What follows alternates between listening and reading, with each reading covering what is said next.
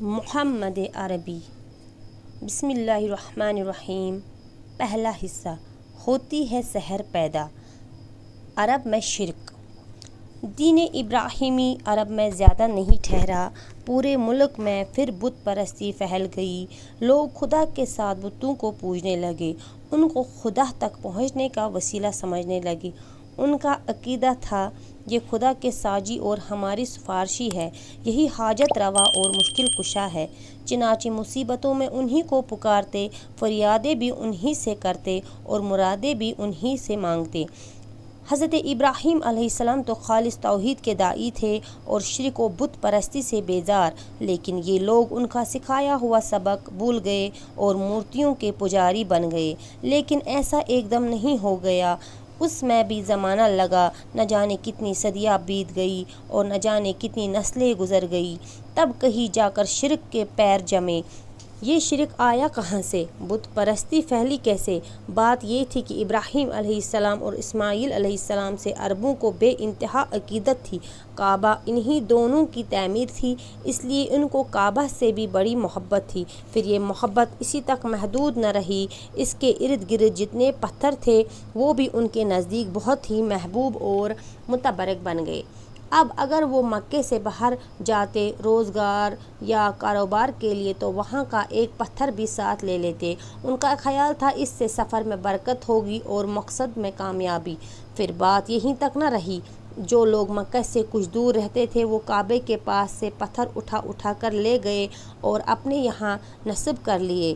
اب وہ کعبے کی طرح ان کا طواف کرتے، حجر اسود کی طرح ان کو بوسہ دیتے۔ اس طرح وہ عقیدہ جس کے خلاف حضرت ابراہیم علیہ السلام نے زندگی بھر جہاد کیا تھا، عرب میں پھر لوٹ آیا۔ پھر ایک بات اور تھی جس کی وجہ سے یہ عقیدہ اور تیزی سے پھیل گیا۔ آتش فشاں پہاڑ پھٹتے تو لاوے کی شکل میں جو پتھر نکلتے، ان کے بارے میں تصور تھا یہ ٹوٹے ہوئے تارے ہیں جو آسمان سے زمین میں آ گئے ہیں۔ یہی وہ پتھر مقدس سمجھے جانے لگے، کیونکہ بعض قومیں تاروں کی عظمت کی قائل تھی، اس لیے ان میں خلاق عالم کی قدرت کا جلوہ تھا، اس کی طاقت اور عظمت کا پرتو تھا۔ چنانچہ جن پتھروں کے بارے میں انہیں گمان ہوتا یہ ستاروں سے ٹوٹے ہوئے ہیں، ان کو بہت متبرک سمجھتے اور بے انتہا تعظیم کرتے۔ پھر عظمت کا یہ تصور اور آگے بڑھا اور اب ان کی پوجا بھی ہونے لگی۔ نسلوں پر نسلیں گزرتی رہی، یہاں تک کہ یہ عقیدہ بالکل پختہ ہو گیا۔ اب کوئی بھی پتھر مل جاتا، خوبصورت اور شڈول ہوتا یا جس کی ساخت میں کچھ نیا پن ہوتا یا کسی مخلوق کی شکل سے مشابہ ہوتا، اس کی عظمت اور ان کے دل میں بیٹھ جاتی اور وہ اسے پوجنے لگتے۔ پھر ایک قدم اور آگے بڑھے، اب وہ پتھروں کو خود تراشتے، اپنی پسند کے مجسمے بناتے، جس بزرگ یا دیوتا سے چاہتے منسوب کر دیتے اور جو دل چاہتا ان کے نام رکھ لیتے، پھر ان کو ایک جگہ نصب کر کے پوجنا شروع کر دیتے۔ عقیدت و محبت میں ان پر نذرانے چڑھاتے، ان کے نام کی منتیں مانتے۔ ان کا خیال تھا اس طرح وہ دیوتا اللہ کے یہاں سفارش کریں گے، بگڑے ہوئے کام بنا دیں گے اور آخرت میں ذریعہ نجات ہوں گے۔ مکے میں سب سے پہلے جو بت داخل ہوا اور پھر خانہ کعبہ کے سامنے نصب ہوا وہ ہبل تھا۔ اس کو لانے والا شخص عمرو بن لحی تھا۔ یہ کہیں سفر کر رہا تھا، راستے میں ایک مقام سے گزرا ہوا، دیکھا لوگ مورتیاں پوج رہے ہیں، اس کو بہت بھلا معلوم ہوا۔ ان سے کہا ایک مورتی ہمیں بھی دے دو، ہم اپنے یہاں لے جائیں گے، ہم بھی اس کی پوجا کریں گے۔ لوگ بخوشی تیار ہو گئے اور وہ مورتی لے کر مکے آ گیا۔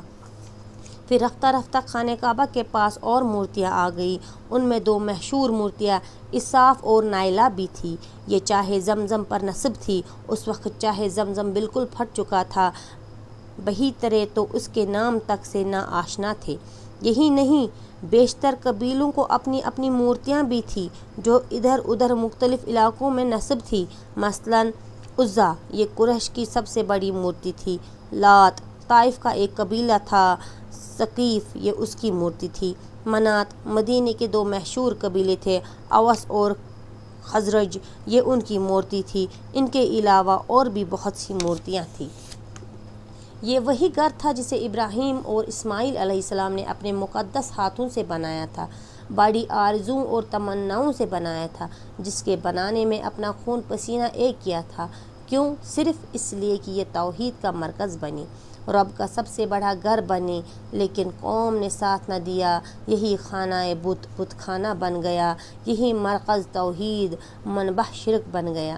لوگوں نے ابراہیم علیہ السلام کا دیا ہوا سبق فراموش کر دیا، اب انہیں یاد بھی نہیں رہا کہ کبھی اسی گھر سے توحید کی صدا بلند ہوئی تھی، بلکہ اب ان کے لیے یہ تصور کرنا بھی دشوار تھا کہ بت پرستی کے سوا بھی کوئی سچائی ہو سکتی ہے۔